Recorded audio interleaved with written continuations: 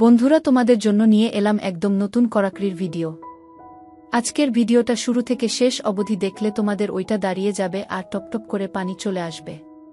তাহলে চলো আজকের ভিডিও শুরু করি। আমরা চট্টগ্রামের হালিশ শহরে থাকি। আমার বয়স যখন 1-2 তখন আমার মা স্ট্রোক করে মারা যান। আমার মা মারা যাওয়ার 5 দিনের মাথায় বাবা একজন মহিলা এবং 7 বছরের এক মেয়েকে নিয়ে আমাদের বাড়িতে আসেন। পরে আমি আমার মামার কাছ থেকে জানতে পারি আমার বাবা 2 বছর আগেই এক কম বয়সী হিন্দু বিধবা মহিলাকে বিয়ে করেন। মহিলার বয়স ছিল তখন 2-5 বছর। আমি প্রায় সময় দেখতাম বাবা আর মায়ের মধ্যে অনেক ঝগড়া ঝামেলা হতো, কিন্তু তখন আমি বুঝতে পারতাম না সমস্যা কি নিয়ে হতো, কিন্তু আজ বুঝতে পারলাম বিষয়টা। তো আমি বাবাকেই আমার মায়ের মৃত্যুর জন্য দায়ী মনে করতাম। এরপর থেকে আমি বাবার সাথে কথা বলা একদমই কমিয়ে দিই। আমি আমার মামার কাছে থাকতে শুরু করি, কিন্তু তখনও বাবা আমাকে নিতে আসতেন, এমনকি আমার সৎ মাও আমাকে বাড়ি নিয়ে যেতে চাইতেন, কিন্তু আমি তাদের সাথে কোনো কথা বলতাম না। তো একদিন বাবা খুব অসুস্থ হয়ে হাসপাতালে ভর্তি হন। তখন আমার বয়স 2-0। আমি তখন কলেজে পড়ি। তো বাবা আমার হাত ধরে কান্নাকাটি করেন এবং আমার কাছে সব কিছুর জন্য ক্ষমা চান। যতই হোক তিনি আমার বাবা, তাই আমি ওনার ছেলে হয়ে কি করে ওনাকে আর কষ্ট দিতে পারি।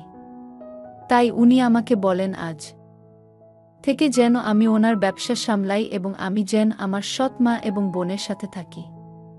আমিও তাতে রাজি হলাম।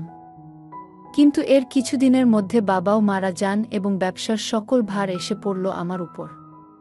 আমি আস্তে আস্তে ব্যবসাটা বুঝে নিয়ে ভালোভাবে আমার বাবার ব্যবসাটা পরিচালনা করতে লাগলাম। এর মধ্যে আমার সাথে আমার সৎ বোন আর মায়ের সাথে আমার সম্পর্ক ভালো হতে লাগল। এবার আসি মূল ঘটনায়। আমার সৎ বোন ঈশিতা, যার বয়স এখন 5 বছর, সে খুব কম সময়ে আমার সাথে অনেক বেশি ফ্রি হয়ে যায়। সে আমাকে তার স্কুলে দিয়ে আসতে বলতো, আবার নিয়ে আসতে বলতো। আমার সাথে ঘুরতে যেতে জিদ করত, অনেক আবদার করত, যা একটা ছোট বোন তার বড় ভাইকে করে। আমার সৎ মায়ের সাথেও আমার সম্পর্ক বেশ ভালো হতে লাগল। কিন্তু আমি তাদের মনে মনে এখনো ক্ষমা করিনি, তাই আমি মনে মনে তাদের 2 মেয়েকে শিক্ষা দেওয়ার কথা চিন্তা করতে লাগলাম। কিন্তু সেটা একটা কারণে সম্ভব হচ্ছিল না। আমার সৎ মা, তিনি এখনো হিন্দু ধর্ম পালন করতেন। তো প্রতিদিন সকালে তিনি গোসল করে শুধু একটা শাড়ি পরে পুজো দিতেন। আমারও খুব তাড়াতাড়ি ঘুম থেকে উঠার অভ্যাস তিনি জানতেন, তাই তিনি পুজো দেওয়ার আগে আমাকে চা করে দিতেন। তিনি যখন শুধু শাড়ি পরে আমার সামনে আসতেন, আমি তখন ওনার পানিতে ভিজে শাড়ির সাথে ওনাকে দেখতে পেতাম। আমি আগেই অন্য মেয়েদের সাথে কাজ করেছি, কিন্তু আমি এখনো 3-4 বছর বয়সী কোনো মহিলার সাথে কাজ করার পরিকল্পনা এই প্রথম করতে লাগলাম। ওনার গা থেকে আসা মিষ্টি ঘ্রাণ আমাকে পাগল করে দিতে লাগল। তিনি যখন পুজো করতেন তখন আমি দাঁড়িয়ে দাঁড়িয়ে ওনার পূজা দেখতাম, যা আমাকে ওনাকে নিয়ে অন্য কিছু চিন্তা করতে বাধ্য করত। তো এর মধ্যে আমার ভীষণভাবে অসুখ বেঁধে বসল। আমার এই অসুস্থতার মধ্যে আমার সৎ মা ওনার সবটুকু দিয়ে আমাকে সেবা দিতে লাগলেন। এমনি এক ভোর সকালে উনি পুজো শেষে আমার কাছে এলেন এবং আমার মাথার পাশে বসে আমার কপালে হাত বুলিয়ে দিতে লাগলেন। আমার ওনার ঠান্ডা এবং নরম হাতের স্পর্শে ঘুম ভেঙে গেল। আমি আমার সৎ মাকে বললাম, আমি খুব কম বয়সে আমার মাকে হারিয়েছি।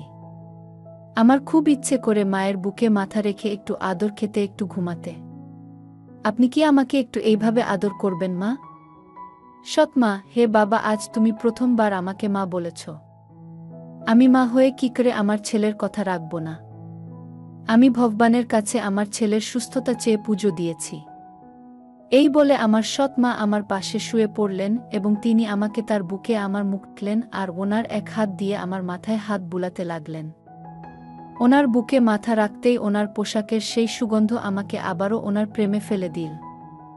আমার সৎ মা বললেন, তোমার বাবা তোমার কথা ভেবে আর কোনো সন্তান নেননি। আমার ইচ্ছে ছিল একটা ছেলে সন্তানের, কিন্তু তোমার মা মারা যাওয়ার পর তোমার বাবাও ভীষণভাবে অসুস্থ হয়ে যান। ওনার শারীরিক শক্তিও কমে যাচ্ছিল ধীরে ধীরে, তাই আমার ছেলে সন্তানের মা হওয়ার স্বপ্নটা স্বপ্নই থেকে গেল। তিনি বললেন, বাবা, তুমি কি আমার ছেলে হয়ে আমার সেই স্বপ্নটা পূরণ করবে? আমি সৎ মাকে বললাম, হ্যাঁ মা, করব। এটাই বলতেই উনি আমাকে আরও শক্ত করে জড়িয়ে ধরলেন। আমিও ওনাকে ধরে আবার ঘুমিয়ে পড়লাম। সকাল ১:০০টায় আমার ছোট বোন ঈশিতার আওয়াজে ঘুম ভাঙল। দেখলাম সে একটা পাতলা ফ্রক পরা এবং একটা শর্ট পরা। ঈশিতা মাত্র গোসল করে এসেছে বুঝতে পারছিলাম। ঈশিতা এসে বলল, দাদা জলদি উঠে গোসল করে নাস্তা করে নে, তারপর আমরা দুজনে গেম খেলব তোর সাথে। একসাথে বসে জন্য নাস্তা করব বলে আমি এখনো নাস্তা করিনি। এই বলে ঈশিতা আমার হাত জড়িয়ে ধরল। ঈশিতার গায়ে আমার হাত লাগতেই আমার শরীরটা কেঁপে উঠল হালকা করে। আমি ঈশিতাকে বললাম, আমাকে আরেকটু সময় দে বোন, আমি গোসল করে আসছি। তো আমি গোসল করে যখন আমি শুধু একটা ট্রাউজার পরে খাবার টেবিলে আসলাম, তখন ঈশিতা একটা সিটি মেরে বলল, আরে আমার দাদা এতটা সুন্দর আমার স্কুলের সব বান্ধবীদের বাফ থেকেও। আমি স্কুলে গিয়ে বলবো আমার দাদা তোমাদের বাফ থেকেও অনেক বেশি সুন্দর। মা দেখছো মেয়ে কি বলে? নিজের ভাইকে নিয়ে এইসব কেউ বলে নাকি? বোন, আমি তো বলি। আমার হঠাৎ করে মায়ের দিকে চোখ পড়ল। মা আজকে একটা মেক্সি পরেছে, পাতলা একটা মেক্সি, যার মধ্যে দিয়ে মায়ের শরীরের আবরণ ফুটে উঠেছে। যাই হোক, আমরা তিনজনে নাস্তা করলাম। নাস্তা করার পর আমি ঈশিতাকে রুমে গেলাম তাকে বলতে আজ আমি ওকে আবার আগের মতো স্কুল পৌঁছে দিব। আমি ঈশিতার রুমের দরজার সামনে দাঁড়িয়ে সেটা বলতে যাব, তখনই ঈশিতা ভাইয়া বলে ডাক দিল।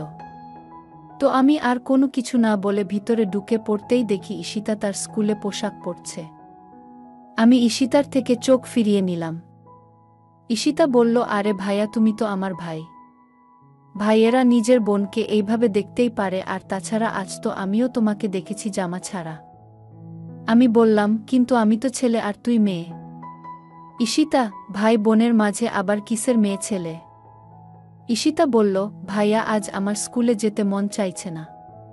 তুই কি আমাকে কোথাও ঘুরাতে নিয়ে যাবি? আমি আর ঈশিতাকে না করতে পারলাম না। আমি চল আজ আমরা সমুদ্র দেখতে যাব। ঈশিতা আনন্দে আমাকে জড়িয়ে ধরল। আমি ঈশিতাকে বললাম, তাহলে জলদি তৈরি হয়ে নে, আমি মাকে বলছি আর বাইকটা বের করছি। ঈশিতা, ঠিক আছে ভাইয়া, আমি তোর জন্য একটা স্পেশাল জামা পরছি। আজ ঈশিতা সুন্দর একটা লাল রঙের ড্রেস পরেছে। ওকে মানিয়েছে সেই ড্রেসটাতে। তো আজ আমি আর ঈশিতা সারাদিন অনেক জায়গায় ঘুরলাম, খেলাম, অনেক মজা করলাম। কিন্তু আমি একটা জিনিস খেয়াল করলাম, ঈশিতা আমার সাথে এমনভাবে ব্যবহার করছিল মনে হচ্ছিল আমি তার ভাই নই বরং তার বয়ফ্রেন্ড। আজ সারাদিন ঈশিতা অনেকবার আমাকে উপহার দিয়েছে। বুঝতে পারছিলাম ঈশিতা আজ খুবই খুশি হয়েছে।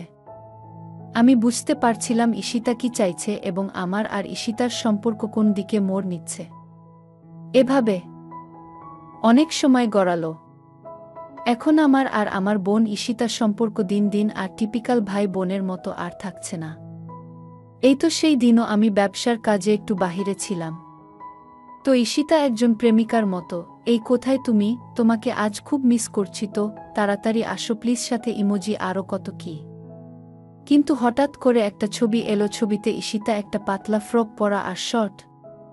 কিন্তু ঈশিতা খুব ভাব নিয়ে ছবিটা তুলে আমাকে সেই ছবিটা পাঠায় এবং দ্বিতীয় ছবিতে ঈশিতা তার ব্যাগ ছবি পাঠালো। আমি বুঝতে পারছিলাম ঈশিতা আমার প্রতি দিন দিন আরও দুর্বল হয়ে যাচ্ছে। ঈশিতার মন খুব নরম আর স্বচ্ছ। আমি বুঝতে পেরেছি ঈশিতা আমাকে ভালোবেসে ফেলেছে। আমাদের সম্পর্ক আর ভাই বোনের নেই। তার মানে আমি ঈশিতার সাথে যা চাই তাই করতে পারি। আমিও এটাই চাইছিলাম। আগে মেয়ে পরে মাকেও আমার গোলাম বানাবো। প্রথম শুরুটা তাহলে মেয়েকে দিয়েই করা যাক। তো আমি আমার প্ল্যান মতো সব কিছু করতে লাগলাম। আজকাল দেখছি মা ঘুমালে ঈশিতা আমার রুমে চলে আসে আমার সাথে ঘুমাতে। তো আজও ঈশিতা আমার রুমে এলো আমার সাথে ঘুমাতে। আমি তৈরি ছিলাম। আজ আমি একটা 3/4 প্যান্ট পরা।